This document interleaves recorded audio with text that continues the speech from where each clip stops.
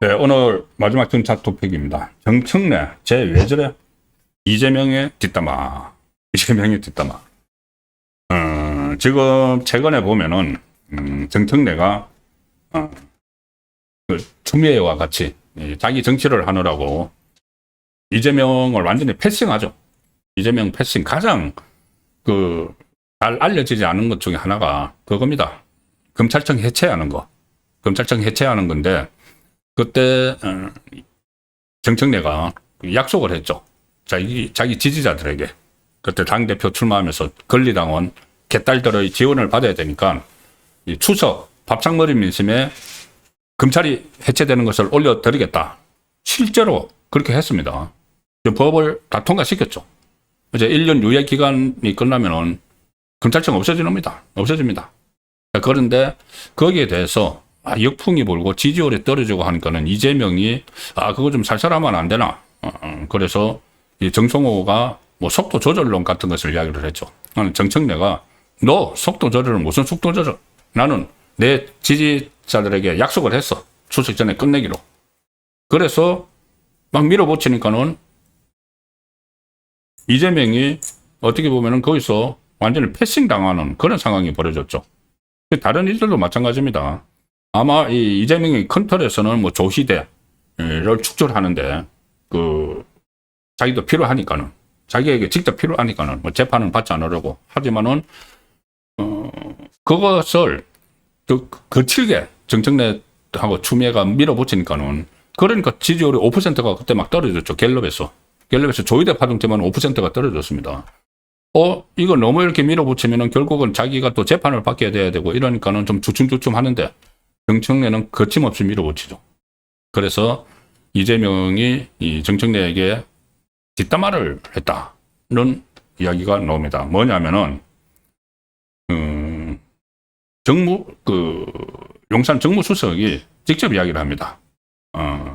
우상호가 방송에 나가서 이런 말을 했습니다. 이게 지금 논란이 되면 번지고 있는데 우상호가 제가 이재명의 생각을 전달할 때 당이 곤혹스러워할 때가 있다.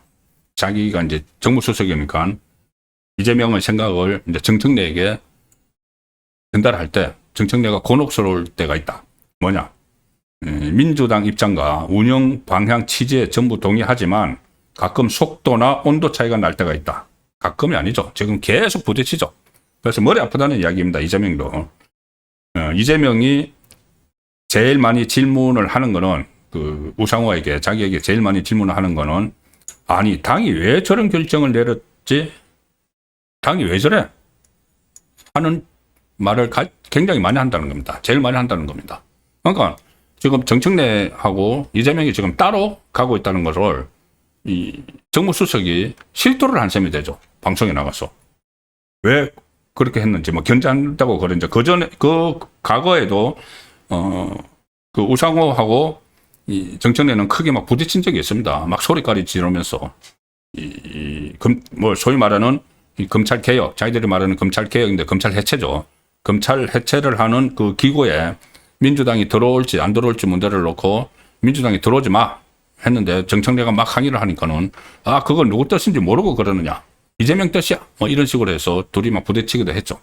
그 상황에서 지금 이재명이 우상호에게 제일 많이 질문하는 게 당이 왜 저런 결정을 내렸는지 모르겠다. 자, 그래서 당이 저러는 거 배경을 알고 싶어 한다. 뭐 검찰청을 막 해체하고 막 이런 문제들이죠. 이런 문제들. 자기 이재명의 지지율을 떨어뜨리는 거기에 대해서 도대체 정청래가 왜 저래? 이런 이야기를 자주 한다는 겁니다. 그것을 은연중에 실토를 한 거죠. 그러니까 박지원 같은 경우는 과거에 청와대 비서실장도 지냈죠.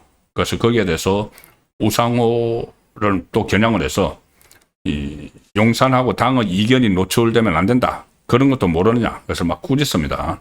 꾸짖는 이런 상황이 됐는데 이 정청래가 여기 또 발끈해서 오늘 또 한마디를 남겼습니다. 정청래가 뭐라고 했느냐. 페이스북에 상기하자 조희대의 난 잊지 말자 사법개혁 이렇게 적었습니다. 그리고 이제 조희대 그 대법원장에 대해서 축출 작업을 계속 해야 된다. 그 이야기를 지금 하는 겁니다. 이게 왜 갑자기 이런 이야기를 하냐. 또 이런 말도 했네요. SNS에. 뭐 상기하자 검찰 만행, 잊지 말자 노무현 대통령의 죽음. 그래서 이렇게 또 지지층을 겨냥을 한 그런 타깃으로 한 이런 또 강성 발언을 쏟아냈는데 이거는 바로 우상호가 은근히 이 정청래가 따라논다는 것을 이렇게 이 방송을 통해서 흘리니까 여기에 대해서 또 반박을 하는 이 부분이 지금 용산하고 여당이 완전히 따로 가서 서로 뭐 협의도 없어요. 저 당정 협의 이런 것도 없이 그냥 지금 따로 막 가고 있죠. 따로 가는 이 모습이 나중에 지방선거 되면은 이게 공천 파동으로 이어집니다. 공천 갈등으로.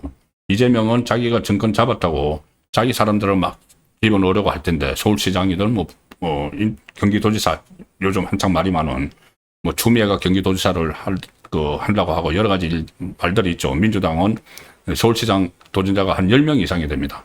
자, 그 과정에서 이재명이 심으려는 사람하고 정청래가 자기가 고전하려는 사람하고 다 틀리기 때문에 상당히 큰 갈등이 일어나고 그때 되면은 좌파 정권의 큰 위기가 닥칠 수가 있습니다. 물론 그 전에 이재명의 재판 리스크가 더 크죠. 재판 리스크가 내년 초 법관 정기이사 때 다시 불거질 가능성이 더 높습니다.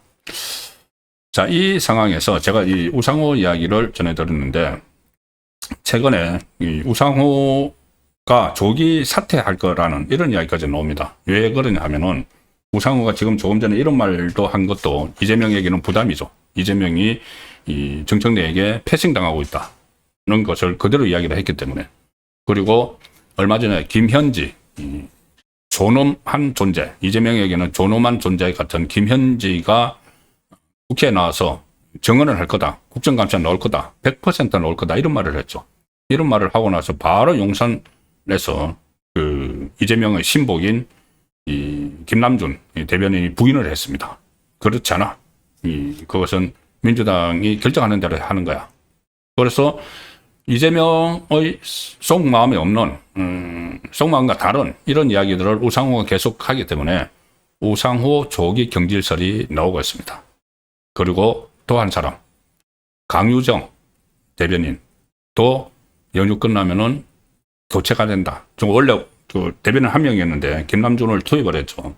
그런데 그 강유정이 아마 사퇴할 거다. 이런 말들도 정가에서 지금 돌고 있습니다.